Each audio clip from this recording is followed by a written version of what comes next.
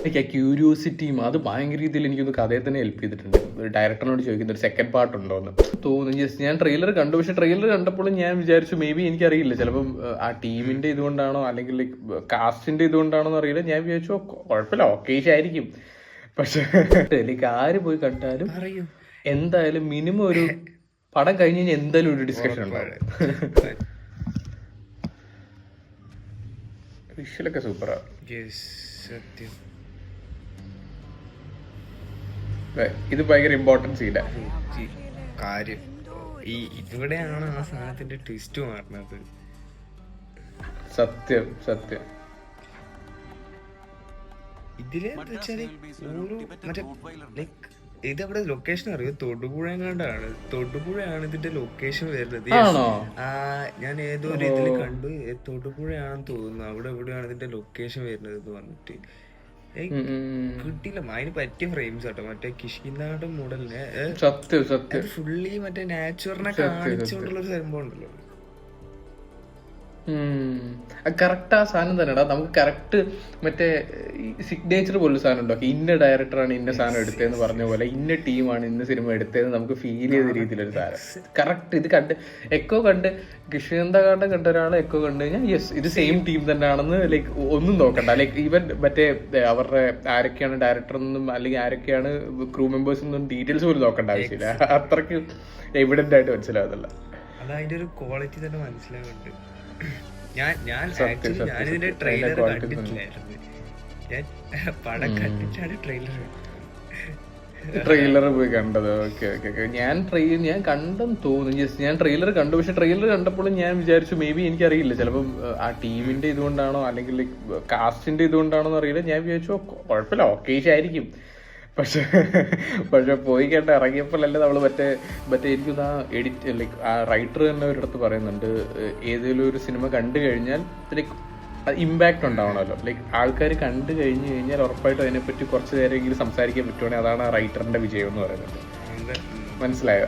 അത് correct like ആര് പോയി കണ്ടാലും എന്തായാലും മിനിമം ഒരു പടം കഴിഞ്ഞ് കഴിഞ്ഞാൽ എന്തായാലും ഒരു ഡിസ്കഷൻ ഉണ്ടാവും. ലൈക്ക് അടുത്ത പ്രാവശ്യം കാണുമ്പോൾ നിങ്ങൾക്ക് കുറച്ചുകൂടെ സാധനങ്ങൾ മനസ്സിലാവാനുണ്ടാവും.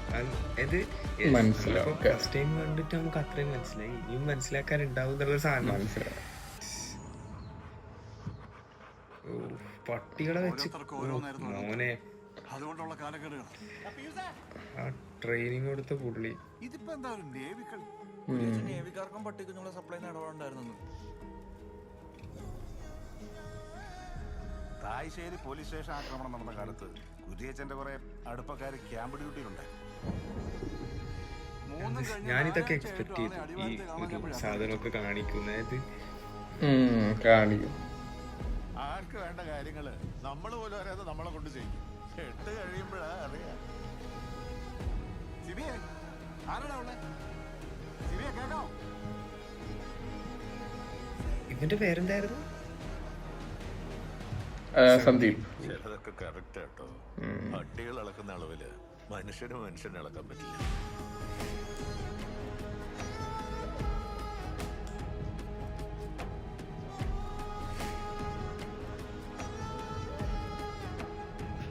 അത്യാവശ്യം എന്താ ട്വിസ്റ്റുകളും സാധനങ്ങളും ഒക്കെ ഇട്ട് ക്ലൈമാക്സ്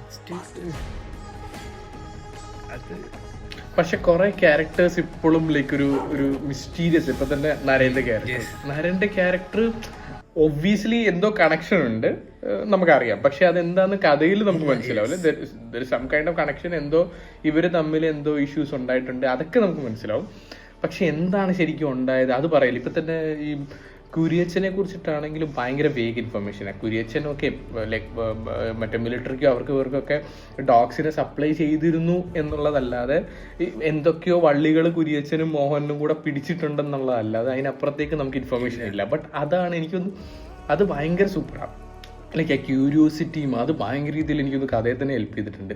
നമുക്ക് തന്നെ ഓക്കെ ഫൈൻ, ഈ ക്യൂരിയോസിറ്റി നമുക്ക് ഭയങ്കരമായിട്ട് ബിൽഡ് ചെയ്യുന്നുണ്ട്. ഓക്കെ ഇവരെന്തൊക്കെ ചെയ്തിട്ടുണ്ടോ. ഈവൻ എനിക്കൊന്നൊരു ഇതിനകത്ത് ഈ ഡയറക്ടറിനോട് ചോദിക്കുന്ന ഒരു സെക്കൻഡ് പാർട്ട് ഉണ്ടോ എന്ന്. കാരണം ഡയറക്ടർ പറഞ്ഞിട്ടില്ല സെക്കൻഡ് പാർട്ടൊന്നും ഇല്ല. കാരണം ഡയറക്ടർ അങ്ങനെ കാരണം പ്രേക്ഷകരെ സംബന്ധിച്ച് കുറേ കാര്യങ്ങൾ ഇനി അറിയാറുണ്ട്, കുറേ ചുരുൾ കഴിയാറുണ്ട്, കുറേ ക്യാരക്ടേഴ്സിനെ കുറിച്ച് മനസ്സിലാവാറുണ്ട്.